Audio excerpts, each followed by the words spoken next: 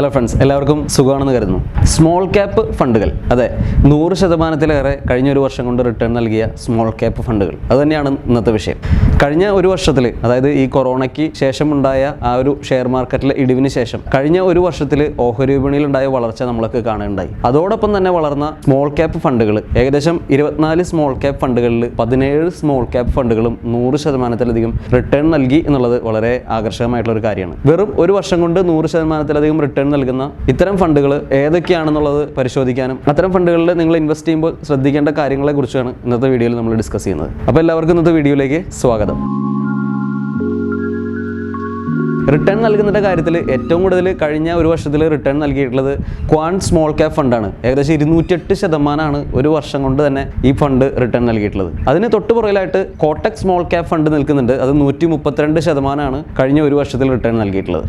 Motilal Oswal Nifty small cap index fund 119% return നൽകിയപ്പോൾ Nippon India small cap fund 116%, അതോടൊപ്പം തന്നെ ICICI Prudential small cap fund 114% return നൽകുകയുണ്ടായി. Covid വ്യാപനത്തിൽ നിന്നും സമ്പദ്ഘടന തിരിച്ചുവരവിന്റെ ഒരു സൂചന നൽകിയപ്പോൾ തന്നെ അത് ഓഹരി വിപണിയിൽ പ്രതിഫലിക്കുകയുണ്ടായി. അത് മാത്രമല്ല, പണലഭ്യത വർദ്ധിച്ചതും ഓഹരി വിപണിയെ എക്കാലത്തെയും ഉയർന്ന നിലയിലേക്ക് എത്തിക്കാനായിട്ട് സഹായിച്ചു. നമുക്കറിയാം, BSE സ്മോൾ ക്യാപ്പ് സൂചിക 106%-ലധികം കഴിഞ്ഞ ഒരു വർഷത്തിൽ ഉയർന്നപ്പോൾ സെൻസെക്സ് ഉയർന്നത് 60%-ൽ താഴെയാണ്. ഇനി ഇത്തരം സ്മോൾ ക്യാപ്പ് ഫണ്ടുകളിൽ ഇൻവെസ്റ്റ് ചെയ്യുമ്പോൾ നിങ്ങൾ ശ്രദ്ധിക്കേണ്ട ഒരു കാര്യം എന്താണെന്ന് വെച്ച് കഴിഞ്ഞാൽ, സ്മോൾ ക്യാപ്പ് ഫണ്ടുകളിൽ വളരെ ചാഞ്ചാട്ടം കൂടുതലായിരിക്കും. അതായത് ഇതിന്റെ വോളറ്റൈലിറ്റി വളരെ കൂടുതലാണ്.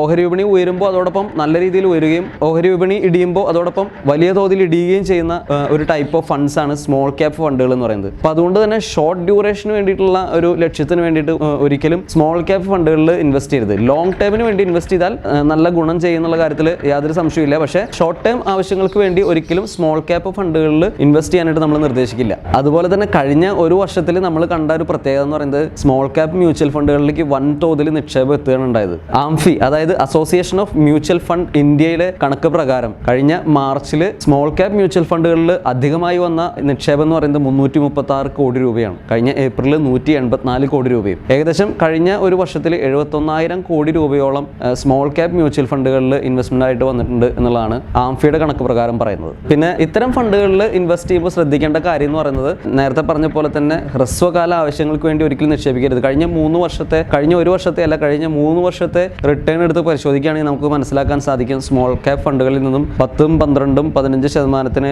അടുത്ത് വരെ റിട്ടേൺ നൽകിയിട്ടുള്ളൂ എന്നുള്ളത് നമുക്ക് മനസ്സിലാക്കാൻ സാധിക്കും. അതിനേക്കാൾ കൂടുതൽ ലാർജ് ക്യാപ്പ് ഫണ്ടുകളും മിഡ് ക്യാപ്പ് ഫണ്ടുകളും റിട്ടേൺ നൽകിയിട്ടുള്ളതായിട്ട് നമുക്ക് മനസ്സിലാക്കാൻ സാധിക്കും. എന്നാൽ ലോങ് ടൈമിലേക്ക് ഇൻവെസ്റ്റ് ചെയ്യുക എന്നുള്ള ഒരു ഉദ്ദേശത്തോടു കൂടിയാണ് സ്മോൾ ക്യാപ്പിൽ ഇൻവെസ്റ്റ് ചെയ്യുന്നത് എന്നുണ്ടെങ്കിൽ നല്ല റിട്ടേൺ ലഭിക്കും എന്നുള്ള കാര്യത്തിൽ യാതൊരു സംശയവുമില്ല. പക്ഷേ ഹ്രസ്വകാല ആവശ്യങ്ങൾക്ക് വേണ്ടിയിട്ട് ഒരിക്കലും സ്മോൾ ക്യാപ്പിൽ നിക്ഷേപിക്കാതിരിക്കാനായിട്ട് ശ്രദ്ധിക്കുക. അതുപോലെ തന്നെ മിഡ് ക്യാപ്പ് ഫണ്ടുകളിലും ലാർജ് ക്യാപ്പ് ഫണ്ടുകളിലും ചെറിയൊരു പെർസെൻറ്റേജ് മാത്രം സ്മോൾ ക്യാപ്പ് ഫണ്ടുകളിൽ ഇൻവെസ്റ്റ് ചെയ്യാനും ദീർഘകാലത്തേക്ക് 7-10 വർഷത്തേക്ക് ഹോൾഡ് ചെയ്തുകൊണ്ട് നല്ലൊരു റിട്ടേൺ നേടുവാനായിട്ടും കൂടി നിങ്ങൾ ശ്രദ്ധിക്കുകയാണെങ്കിൽ സ്മോൾ ക്യാപ്പ് ഫണ്ടുകളിൽ നിന്ന് അത്യാവശ്യം നല്ലൊരു റിട്ടേൺ നിങ്ങൾക്ക് ലഭിക്കും. അപ്പോൾ ഇത്രയൊക്കെയാണ് സ്മോൾ ക്യാപ്പ് ഫണ്ടുകളെ കുറിച്ച് പറയാനുള്ളത്. സ്മോൾ ക്യാപ്പ് ഫണ്ടുകളിൽ ഇൻവെസ്റ്റ് ചെയ്യുമ്പോൾ അതിന്റെ റിസ്ക് മനസ്സിലാക്കിക്കൊണ്ട് തന്നെ ഇൻവെസ്റ്റ് ചെയ്യാനായിട്ട് ശ്രദ്ധിക്കുക. അതുപോലെ തന്നെ വൈവിധ്യവൽക്കരണത്തിന്റെ ഭാഗമായിട്ട്, നിങ്ങളുടെ പോർട്ട്ഫോളിയോ വൈവിധ്യവൽക്കരണത്തിന്റെ ഭാഗമായിട്ട് ചെറിയൊരു പെർസെൻറ്റേജ് സ്മോൾ ക്യാപ്പ് ഫണ്ടുകളിൽ ഇൻവെസ്റ്റ് ചെയ്യുന്നതിൽ തെറ്റില്ല. അപ്പോൾ ഇത്രയൊക്കെയാണ് ഇന്നത്തെ വീഡിയോയിൽ നമുക്ക് പറയാനായിട്ടുള്ളത്. അപ്പോൾ എന്നും പറയുന്ന പോലെ